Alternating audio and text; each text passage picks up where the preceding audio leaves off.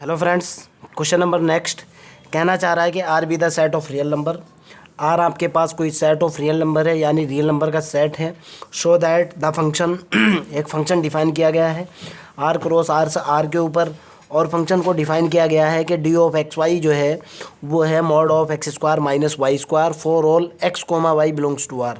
यानी distance function जो define किया गया है डी ऑफ एक्स वाई बराबर है mod of x square minus Y square, और ये पूरे रियल नंबर के लिए है ये डिस्टेंस फंक्शन।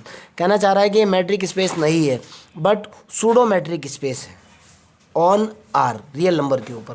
ध्यान से देखना बेटा, मैट्रिक स्पेस क्यों नहीं है और सूडो मैट्रिक स्पेस क्यों है। सबसे पहले मैं प्रूफ करूंगा कि ये मैट्रिक स्पेस नहीं है। We want to prove that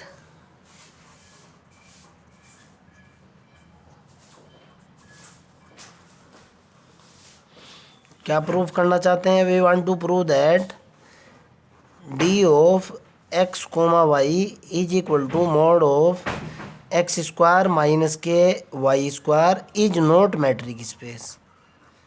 is not metric space ये नहीं है। देखते हैं भाई कैसे नहीं है मैट्रिक स्पेस। कंडीशन नंबर 1, अगर एक भी कंडीशन फ्लॉप तो फ्लॉप, आप इस चीज़ को जानते हो। पहली कंडीशन होती है मैट्रिक स्पेस की कि भाई D of x comma Y वो ग्रेटर देन और इक्वल टू 0 होना चाहिए। चलो मानते हैं हम भी।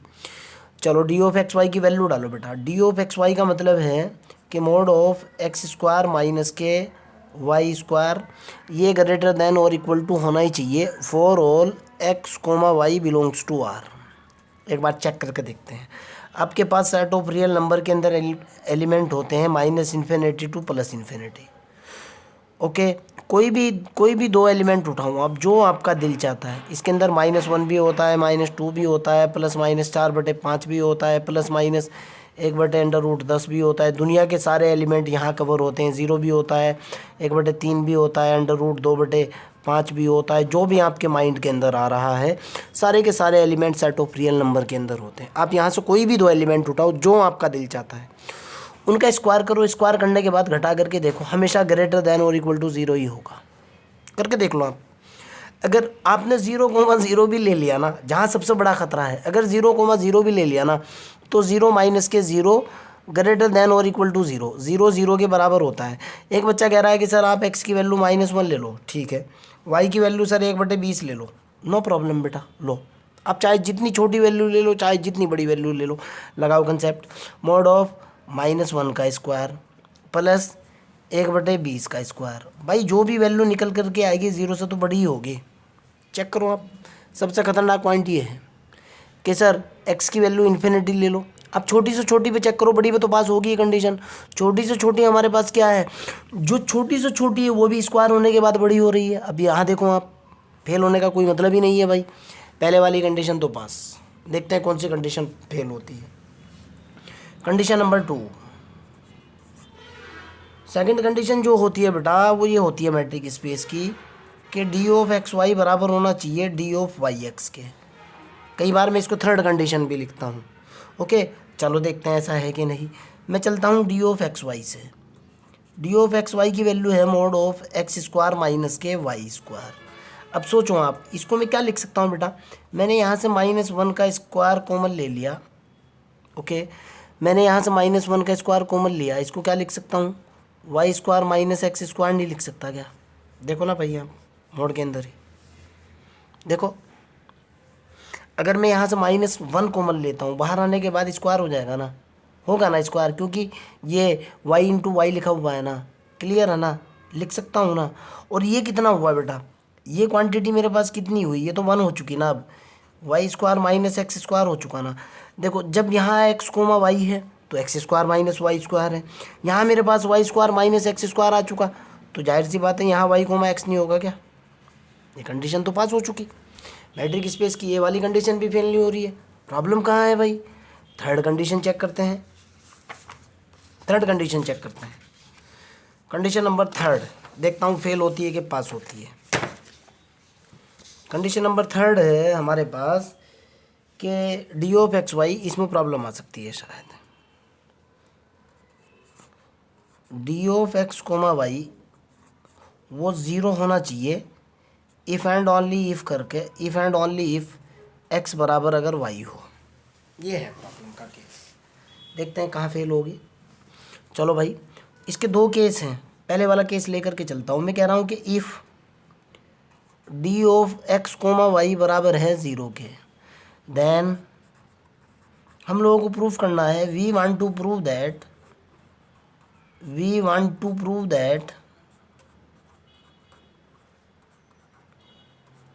क्या सिद्ध करना है, एक्स बराबर वाई होना चाहिए। पहले यही केस उठा लो, रिवर्स की बात बाद में करेंगे। डी ऑफ एक्स वाई की वैल्यू कितनी दे रखी है बेटा, D of x comma Y की वैल्यू दे रखी है mod of x square minus Y square. मेरे को क्या मानना है, अगर ये ज़ीरो के बराबर हो। यहाँ से देखो आप, यहाँ से सीधा निकला बेटा एक्स स्क्वायर माइनस के Y square is equal to किसके बराबर है, ज़ीरो के। अब यहाँ से आप आगे चलो, यहाँ से क्या निकल गया बेटा, Y square is equal to कितना निकल गया, एक्स स्क्वायर। या आप कहो कि X square is equal to कितना निकल गया बेटा, वाई स्क्वायर। ये निकल गया ना। धराचार्य लगाते ही एक्स बराबर कितना होगा, प्लस माइनस वाई नहीं होगा क्या। सोचो आप कि सर ये कैसे है। अब देखो बेटा, ये लाना है आपको यहाँ से जो है ना, X square is equal to Y square, इसका मतलब निकलता है एक्स बराबर प्लस माइनस वाई। कहोगे कैसे, अगर आप एक्स बराबर वाई रखते हो, सपोज दैट एक्स बराबर वाई रखते हो, तब भी X square is equal to Y square है। अगर एक्स बराबर माइनस वाई रखते हो तो तब भी X square is equal to Y square है। इस चीज़ पर ध्यान दो आप। यानी अगर X square is equal to Y square है तो धराचार्य बोलता है X is equal to plus minus Y है। मतलब क्या है, आपको वैल्यू कितनी दिखानी थी, एक्स की एक वैल्यू के लिए वाई की एक वैल्यू आनी चाहिए थी। एक्स की एक वैल्यू के लिए वाई की कितनी वैल्यू निकल करके आई, दो निकल करके आई। कंडीशन तो फ्लॉप हो चुकी है यार। देखो आप, यहाँ मैं कह रहा हूँ ये डेफिनेशन बोलती है कि D of X Y is equal to zero if and only if X बराबर वाई।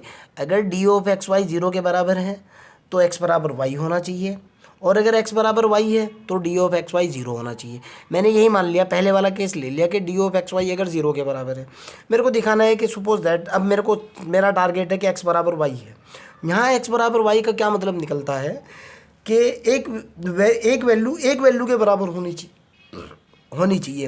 एक्स और वाई दो वेरिएबल क्वांटिटी हैं, यानी एक वेरिएबल दूसरे वेरिएबल के बराबर होना चाहिए। ओके, यहाँ क्या हो रहा है, एक वेरिएबल दो वेरिएबल के बराबर हो रहा है। किस किस के, एक्स पॉजिटिव वेरिएबल वाई के बराबर भी हो रहा है, एक्स नेगेटिव वेरिएबल वाई के बराबर भी हो रहा है। ओके, फ्लॉप हो चुकी, फ्लॉप, क्लियर है ना। सो that is not a matric space. Matric space तो है ही नहीं यार। अब आगे चेक करने की ज़रूरत नहीं है।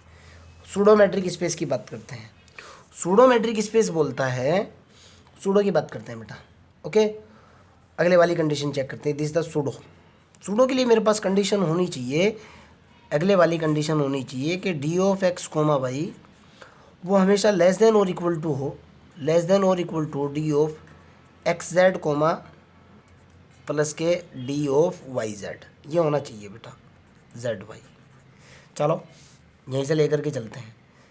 D of x comma Y की वैल्यू कितनी है बेटा, mod of x square minus के वाई स्क्वायर है। इसको क्या लिख सकता हूँ, ध्यान से देखना है। क्या मैं इसको ऐसे नहीं लिख सकता यार, एक्स स्क्वायर माइनस के जेड स्क्वायर प्लस के जेड स्क्वायर माइनस के वाई स्क्वायर, नहीं लिख सकता क्या, लिख सकता हूँ ना।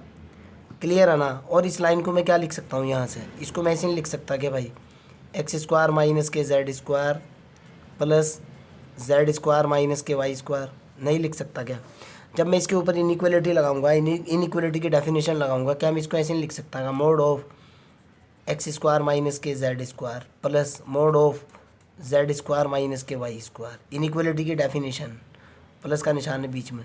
अब यहाँ से देखो, जब यहाँ एक्स है तो एक्स के अंदर से घट रहा है, एक्स वाई है तो यहाँ क्या है, एक्स के अंदर से घट रहा है ना, क्या हो जाएगा, डी ऑफ, ये एक्स जेड नहीं होगा क्या डेफिनेशन से, plus D of Z Y नहीं होगा क्या। ओके, इधर क्या है, D of x comma Y. So that is pseudo metric space.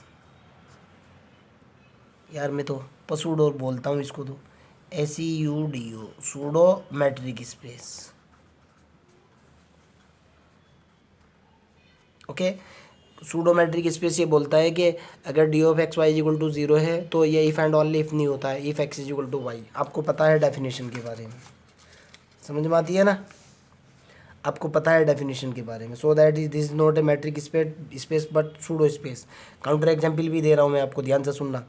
अगर मान लिया डी ऑफ 1, -1 की बात करते हैं, आपको क्या दे रखा है, आपको दे रखा है कि X, Y is equal to mod of x square minus Y square है। अगर डी ऑफ 1, -1 की बात करता हूँ तो कितना निकल करके आ गया, एक्स की वैल्यू 1, 1 - 1 कितना निकल गया, 0 निकल गया। तो क्या 1 बराबर है -1 के? नहीं है ना।